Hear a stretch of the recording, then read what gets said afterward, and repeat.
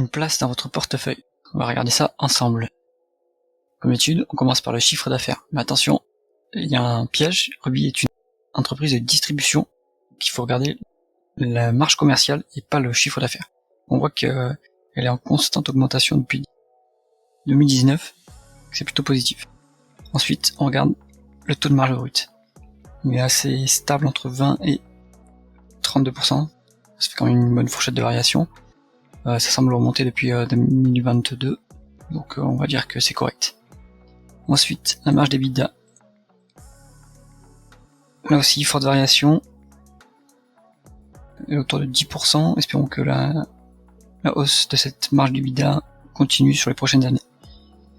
La marge nette, là c'est moins bon. On voit qu'elle était plutôt correcte entre 5 et 7%.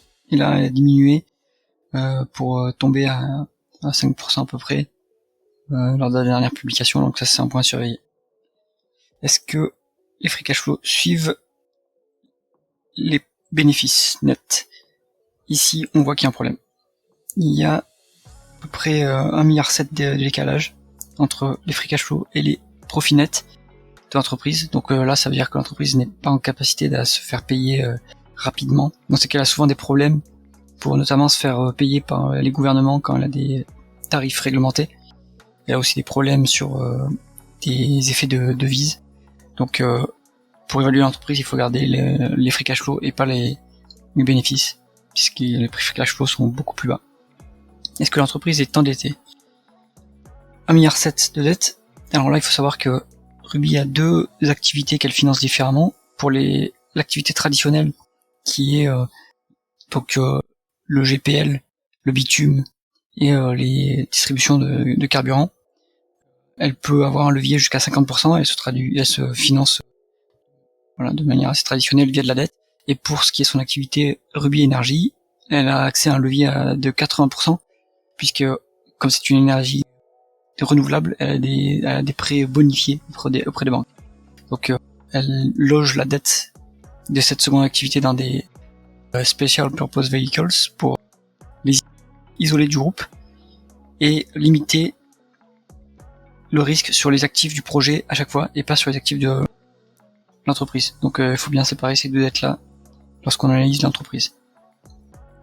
Par rapport à l'EBITDA, on voit que la dette totale est à plus de 2 fois. Maintenant, avec la précision que je vous ai apportée, et si on lit les rapports financiers, la dette nette sur lesquels les créditeurs peuvent se retourner sur les actifs de Ruby, elle est en moins de 2 fois l'EBITDA, donc c'est correct. Pour ce qui est des free cash flow, elle est assez élevée, à plus de, on va dire, 5-6 fois les free cash flow. Ça reste soutenable. Est-ce que Ruby verse un dividende? La réponse est oui. Donc à peu près 200 milliards de dividendes. Il y a un dividende spécial qui arrive aussi suite à la cession de l'activité Ruby Terminal sur ce mois-ci. Est-ce que ce dividende est soutenable? Eh ben là, pour l'instant, il est soutenable.